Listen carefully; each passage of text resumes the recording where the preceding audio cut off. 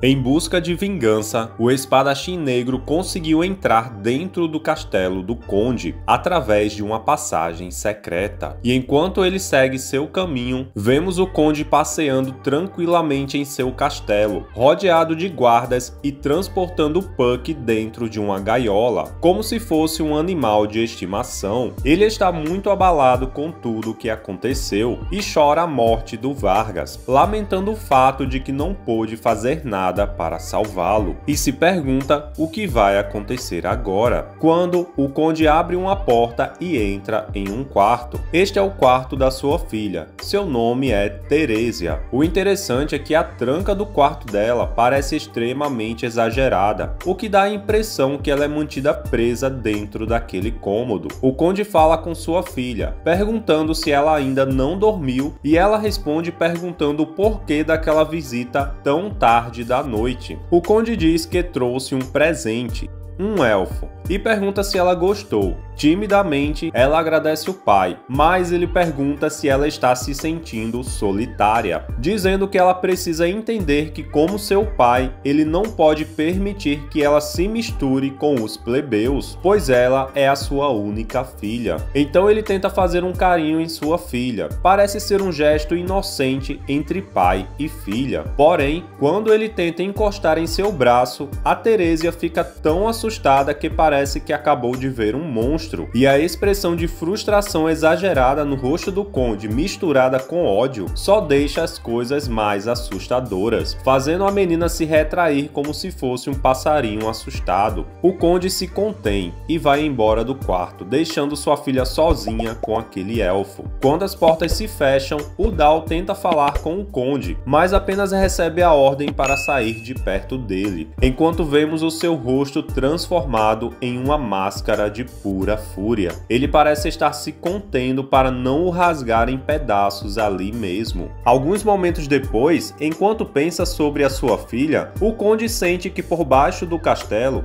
o espadachim negro está se aproximando dele e sorri satisfeito com aquilo, pois agora vai poder descarregar toda a sua raiva em alguém. A cena muda e vemos o Guts ainda subindo uma grande escada, quando de repente ele reencontra um velho inimigo. É o Capitão Zondark. O homem, ou o que sobrou dele, ainda está vivo, só que mais selvagem e monstruoso que nunca. Não sobrou nada de humano naquela coisa, que virou nada mais que uma marionete controlada pelo conde. Incrivelmente, o Guts brinca com aquilo, dizendo que ele está bem melhor agora. E o conde, que está controlando a criatura, responde que não tem como ele escapar e o ataca, destruindo uma parte das escadas com um único golpe. O Guts não perde tempo e enche o corpo daquele monstro de flechas, mas mesmo que tenha sido atingido várias vezes, aquilo não foi o suficiente para matar aquela coisa, que continua atacando e recebendo mais flechas em seu corpo. O monstro perde o equilíbrio e cai no chão, e o Guts aproveita a oportunidade para sacar a sua espada, e um golpe certeiro atinge o monstro, que nem teve chance de reagir. O monstro despenca de uma enorme altura, mas quando pensamos que acabou, a parte do conde que controla aquele monstro se desprende do seu corpo e ataca o Guts pelas costas, ferindo a sua cabeça. Enquanto o espadachim está caído no chão, o monstro começa um discursinho de vilão, dizendo que não importa quantas vezes ele o corte, pois desde que a sua cabeça continue intacta, ele pode continuar se regenerando para sempre.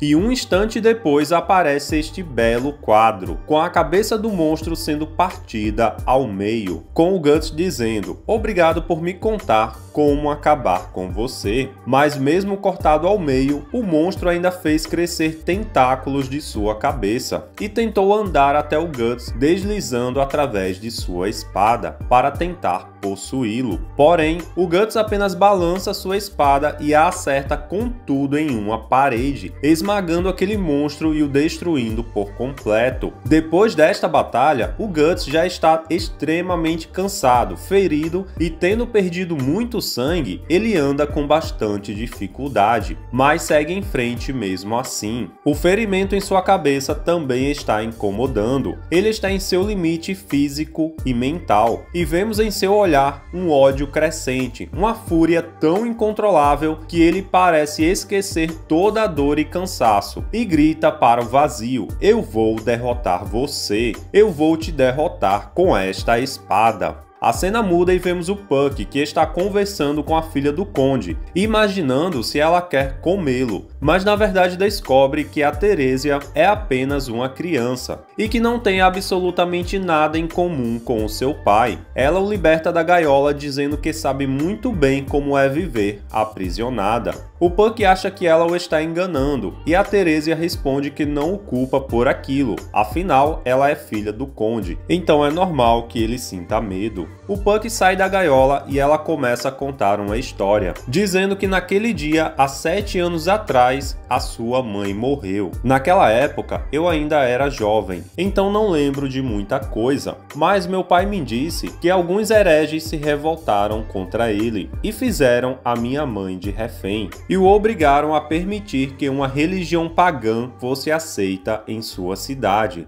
Caso contrário, a sua esposa seria executada. Mas, mantendo a sua honra e dever acima de tudo, o conde recusou as exigências, e por isso sua mulher foi morta em um ritual maligno. Ela foi oferecida para um deus do mal. Isto é tudo o que ela sabe sobre a morte de sua mãe. A garota continua falando e diz que o seu pai sempre foi um bom governante, e mesmo que fosse frio, ele era justo e mantinha as pessoas em segurança. Ele era muito respeitado pelas pessoas, e ela também o respeitava como governante e principalmente como pai. Mas ele mudou. Ele começou a caçar pagãos como se estivesse possuído, mas não apenas os hereges, mas sim qualquer pessoa. Para ele não importava, ele apenas gostava de torturar qualquer um. Ela continua a chorar, dizendo que não aguenta mais aquela situação. Ela está presa em sua própria casa, uma princesa confinada em um castelo, e o monstro da história é o seu próprio pai. Às vezes eu sinto como se ele nem fosse mais humano. A cena muda e vemos 2 guardas que estão de prontidão em seu turno, conversando distraidamente, quando um deles fala que o ar está estranho esta noite e que fantasmas gostam de noites como aquela. Ele fala aquilo brincando, mas quando menos espera, um vulto, uma silhueta negra aparece parada bem na sua frente. Ele pergunta quem é ele, mas rapidamente e sem nenhum esforço, o Guts casualmente lança 2 facas em suas cabeças, matando aqueles homens na hora. Ele caminha através de seus corpos caídos. Aquilo não é nada para ele, apenas alguns insetos que ficaram em sua frente. Ele ainda precisa esmagar muita gente para alcançar o seu objetivo, o Conde, que está sendo protegido por toda a sua guarda particular. Então vemos que uma tropa inteira de soldados estava aguardando o Guts, juntamente com o Dal, que diz que sabia que ele voltaria. O velho homem diz que não irá deixar que ele passe e pede que o deixe capturá-lo sem resistência. Mas neste momento, alguma coisa parece ter mudado dentro do Guts. A sua raiva parece estar transbordando através de seus olhos. A sua expressão enquanto fala apenas "saia da minha frente" é realmente assustadora. É quase como se ele estivesse à beira da loucura. O Dal pergunta se ele é louco, pois é impossível lutar contra 50 soldados, todos armados até os dentes, vestidos em armadura e usando bestas. Ele dá a ordem para que o ataquem e vários besteiros disparam suas flechas, mas o Guts casualmente defende com sua espada. Ele então ataca. É rápido demais. Uma sombra carregando uma espada. Um único balançar de sua espada e 4 soldados são despedaçados. Braços, cabeças e sangue voando para todo lado. Em meio ao caos, o Dal ordena que o restante da tropa ataque, mas é inútil. Seu oponente está além da própria humanidade. Sua força e velocidade são incomparáveis. Mais um balançar de espada e mais 5 vidas são ceifadas na hora. Ele não para contar e o ataque continua, brutal e impiedoso. Cada golpe tem a intenção de matar. Então o Dao, vendo aquilo, chama o seu guerreiro mais forte. O seu nome é Jericó. Ele está vestindo uma armadura completa e, além de estar completamente revestido em aço, ele ainda segura um enorme escudo. Ele é um homem de estatura física impressionante e parece ser tão forte quanto Zondark. Manejando um mangual, ele ataca o espadachim, mas é atingido por sua enorme espada, que faz seu escudo em pedaços e quebra o seu elmo. O Guts olha para ele como se não tivesse gostado de precisar de um segundo golpe para matar um inseto e ataca novamente, só que dessa vez colocando toda a sua força no ataque. O homem, junto com uma enorme coluna do castelo, são partidos ao meio. Aquela força não é algo que um humano normal pode enfrentar. Todos os soldados restantes estão morrendo de medo. Eles sabem que aquilo diante deles é algum tipo de besta selvagem,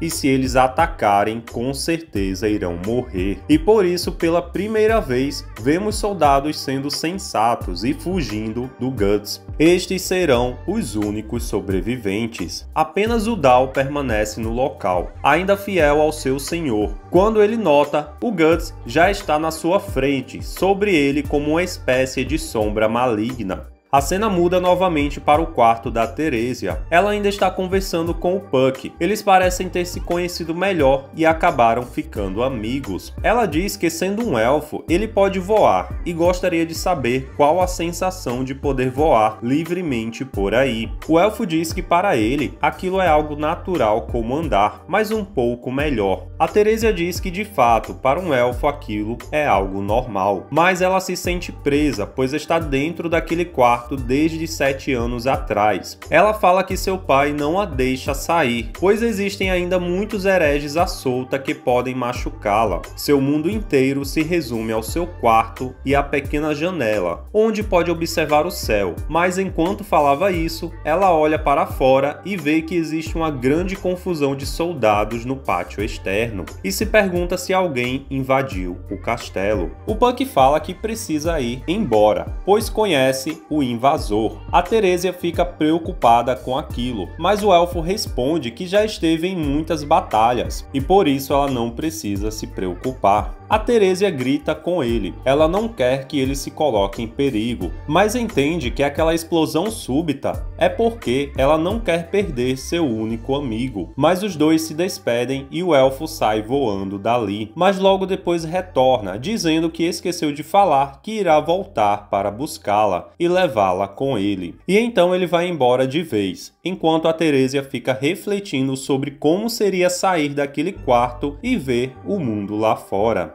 Vemos então o pensamento do pequeno elfo, se questionando se foi devido ao ódio pelos hereges que o conde conseguiu aquele poder maligno, o poder para chamar a mão de Deus e fazer dele um de seus apóstolos. Voltamos então para onde o Guts está. Ele entra na sala principal do castelo, chutando a cara do Dao e fazendo ele abrir as portas com o impacto. Com a sua espada coberta de sangue, ele encara o seu alvo, que está sentado despreocupadamente em seu trono, querendo ver até onde a força humana é capaz de chegar. Enquanto o velho homem se esconde, o Guts vai em direção ao conde, com olhos frios e cheios de ódio. De repente, algo o ataca através do piso. É uma parte do corpo do conde, mas o Guts consegue se esquivar e ataca aquela coisa, surpreendendo o conde, que diz que desta vez irá levar aquela luta a sério. Vemos então o Puck voando ao redor do castelo, se perguntando onde fica o quarto do conde, quando de repente uma das paredes simplesmente explode perto dele, e ao entrar por aquele buraco, ele encosta em algo que começa a se mover, e ele se esconde de medo, e então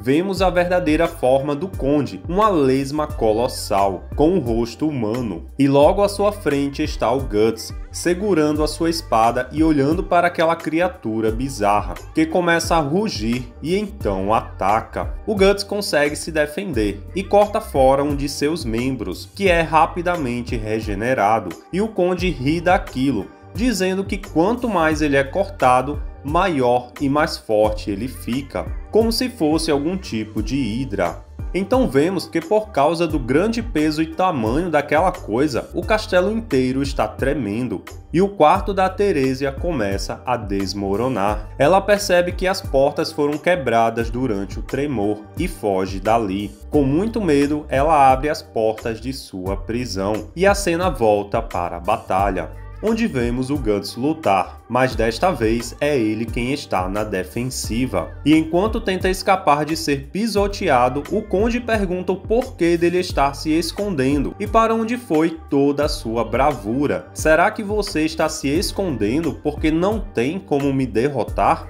Então vemos o Dal, que ainda estava dentro daquela sala. Ele tenta fugir daquele lugar, mas dá de cara com o Guts, que o olha de cima como se ele fosse algum tipo de micróbio. E então, enquanto o Conde está à procura do espadachim, ele vê de relance a sua capa por trás de uma coluna e rapidamente o esmaga. Mas para surpresa de todos, não era o Guts quem estava ali, mas sim o Dal, que já estava morto e foi usado como isca pelo Guts, que aparece indo em direção ao Conde e tenta cortar fora a sua cabeça. Mas o monstro se esquiva e o golpe acaba causando pouco dano. O Conde contra-ataca e arremessa o espadachim para longe. O impacto do golpe foi tão grande que quebrou uma das colunas do castelo, fazendo Guts ficar de joelhos pela primeira vez. O Conde começa a se gabar, dizendo que ele tentou usar aquele velho como isca para cortar a sua cabeça.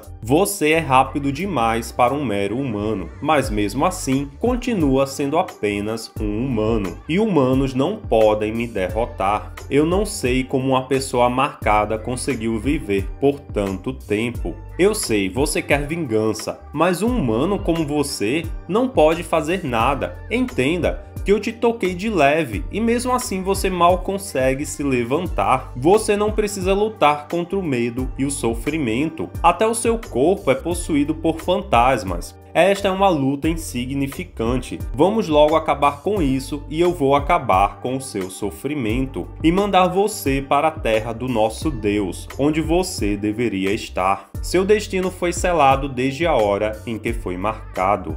O poder de um humano não pode mudar o que um Deus quer. Você deveria estar orgulhoso de morrer pelas minhas mãos. Depois de dizer isto, ele ataca o Guts novamente, que consegue se esquivar, mas por já estar sem forças, o espadachim cai no chão e tem sua perna agarrada pela criatura, que o arremessa várias vezes nas paredes e no piso do castelo, tão facilmente que o corpo do espadachim parece não pesar nada. Os impactos são tão violentos e brutais que o Guts fica inconsciente e o monstro o larga em cima de uma pedra qualquer. Desacordado e sangrando, o espadachim parece estar completamente derrotado, enquanto acima dele o monstro sorri satisfeito.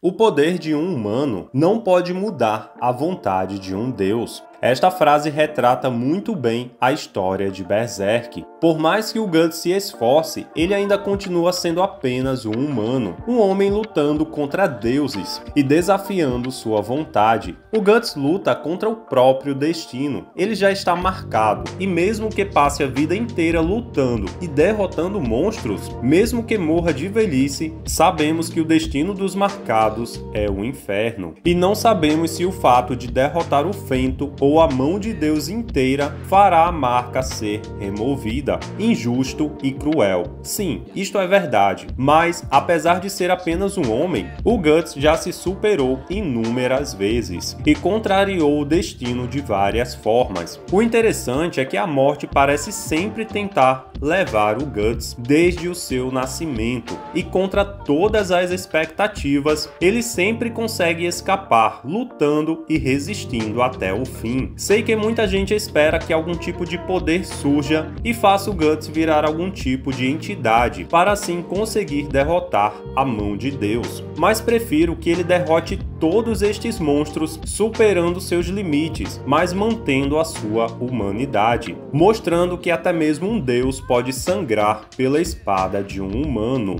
Se você assistiu até aqui, não deixa de se inscrever se ainda não for inscrito, deixa o like que isso ajuda demais o canal a evoluir, e se você quiser me apoiar ainda mais, vire membro do canal, e assim você me ajuda a sempre trazer mais vídeos para você que ama o universo de Berserk. E comenta aqui embaixo, na sua opinião, qual foi a melhor luta do Guts? Qual apóstolo ou humano deu a ele a luta mais emocionante até agora? O seu comentário ajuda muito no engajamento do vídeo, então escreve aqui embaixo e vamos discutir o assunto. Valeu por assistir, eu vou ficando por aqui, se cuidem e até a próxima!